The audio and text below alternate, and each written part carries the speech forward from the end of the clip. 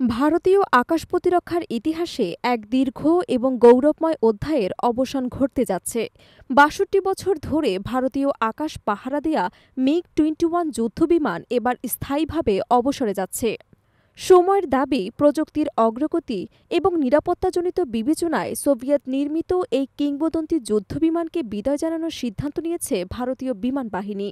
ভারতের প্রভাবশালী সংবাদ মাধ্যম দ্য হিন্দু এক প্রতিবেদনে জানিয়েছে, আগামী সেপ্টেম্বর মাসে চণ্ডীগড়ের একটি বিমান ঘাঁটিতে আয়োজিত হবে এক বিশেষ বিদায়ী অনুষ্ঠান, যেখানে আনুষ্ঠানিকভাবে মিগ-21 ভীষণ যুদ্ধবিমানের অপারেশনাল অধ্যায় শেষ হবে।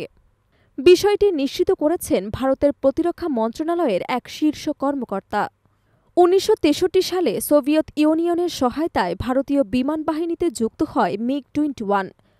তখন এটি ছিল বিশ্বের দ্রুততম সুপারসনিক যুদ্ধ বিমানগুলোর একটি। সামরিক পরিসরে ভারতের জন্য এটি ছিল এক যুগান্তকারী অর্জন। যুগ যুগ ধরে মিগ-21 ভারতীয় আকাশ প্রতিরক্ষার প্রধান ভরসা হয়েছিল। এটি কেবল যুদ্ধ বিমান নয়, বরং ভারতের সামরিক ইতিহাসের এক গৌরবময় প্রতীক। বর্তমানে বিমানটি ২৩ নম্বর স্কোয়াড্রন এবং প্যান্থারস ইউনিটের অধীনে ব্যবহৃত হচ্ছে। যুদ্ধক্ষেত্রে অসংখ্যবার এর সাফল্য প্রমাণিত। ১৯৬৫ এবং ১৯৭১ সালের ভারত-পাকিস্তান যুদ্ধ, ১৯৯৯ সালের কার্গিল সংঘাত, এমনকি ২০১৯ সালে বালাকোট বিমান হামলা, সব ক্ষেত্রে মিগ-21 সাহসিকতার সঙ্গে অংশ নিয়েছে। সাম্প্রতিক সময়ে অপারেশন সিন্দুরও এটি ব্যবহার হয়েছে। ২০১৯ সালের ২৭ ফেব্রুয়ারি পাকিস্তানের বিরুদ্ধে ডগফাইটে অংশ নিয়ে আলোচনায় আসেন উইং কমান্ডার অভিনন্দন বর্তমান।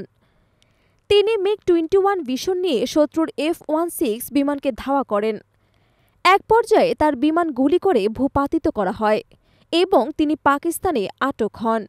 পরে পাকিস্তান চাপের মুখে তাকে মুক্তি দেয় ইসলামাবাদ।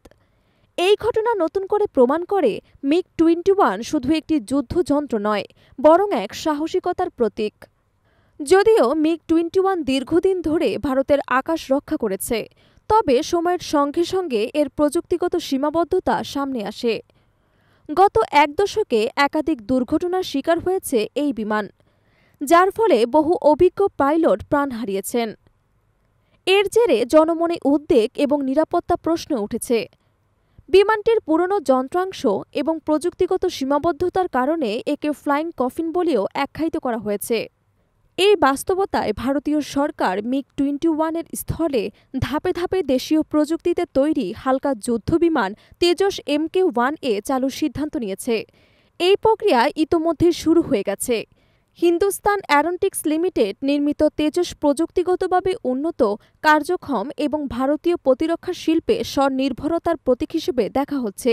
এটি সম্পূর্ণরূপে ভারতীয় সেনাবাহিনীকে আধুনিক যুগে প্রবেশ করাতে সক্ষম।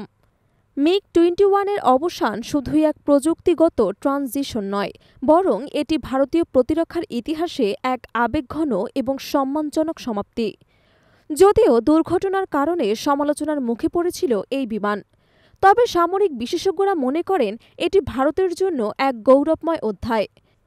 এটি ভারতের আকাশ প্রতিরক্ষার প্রথম যুগে এক যুগান্তকারী ভূমিকা রেখেছে।